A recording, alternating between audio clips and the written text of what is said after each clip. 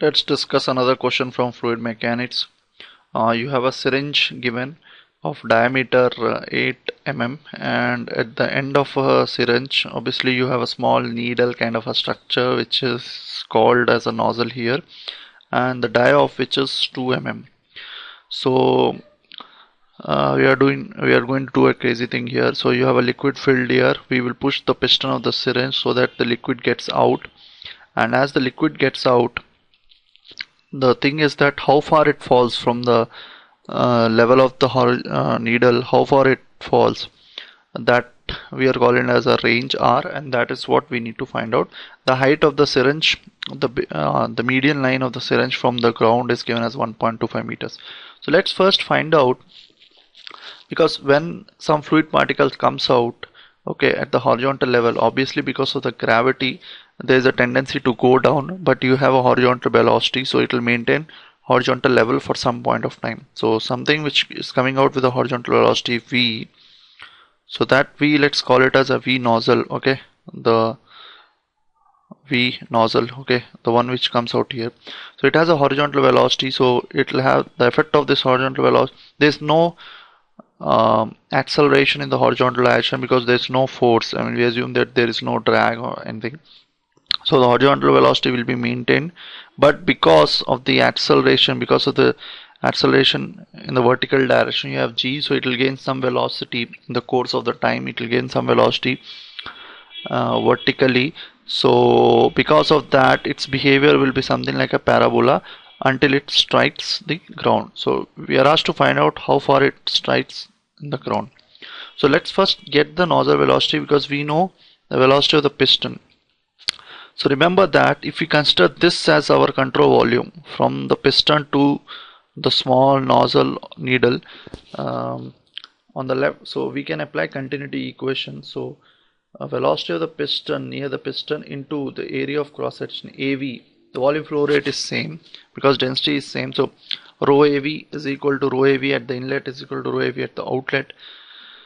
Okay, in fact it's not the inlet, you're taking a control volume at the left end.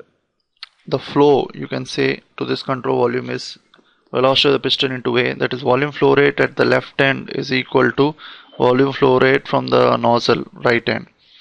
So area of cross section at the left end by velocity of the nozzle into the area of cross section at the nozzle. So velocity of the piston is 0.25.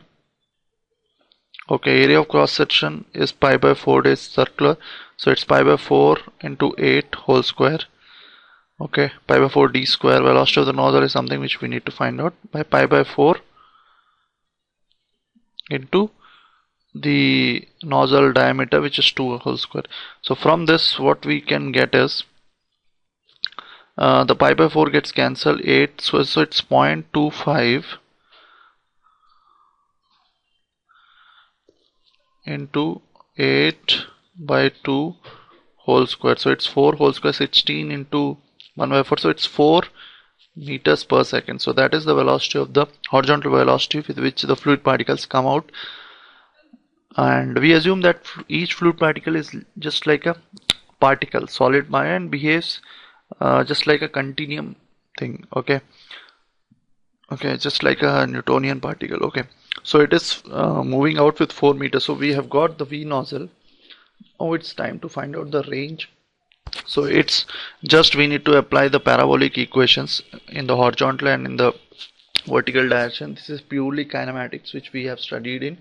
From now on it's purely kinematics which we have studied in class 12th. So now how do you get, once you get the nozzle, so you get the horizontal velocity, the range, the horizontal motion, the horizontal motion, if you remember, there is no acceleration because there is no force. So the horizontal distance is ut plus half ax at square. There is no ax because there is no force, so there is no at, so ut, okay, plus 0. U is the horizontal velocity, which is 4, and t is the time taken from the fluid particles when it is at the start of the nozzle to hit the ground. So S is our R. So R range is 4t. So it depends on the time. So time we need to get. So let's see if from the vertical motion we can get time. So vertical motion, it's like this, g is acting like this, so we will take like this. So again s is ut, so now uy will write down ut plus half ay. Remember that we are applying vertically downwards, okay?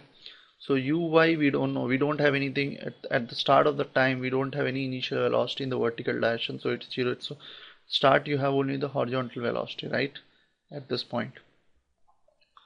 Okay, plus half ay is basically g, ay what is g into t square, okay, and s, the vertical height is h, half g t square, and height is given as 1.25, okay, into 2 by g. So this is your time, and once we get the time, if we substitute it here, we get the r.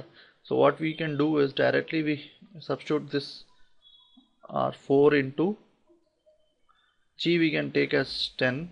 So 2 time we are substituting 1.25 by 10.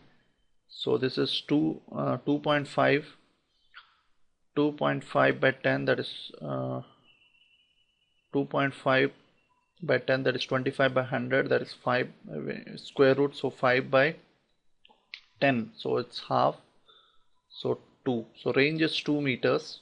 So this is a simple problem, okay, but only thing is that it's a bit of fluid mechanics as well as kinematics is involved. So 2 meters. Thank you.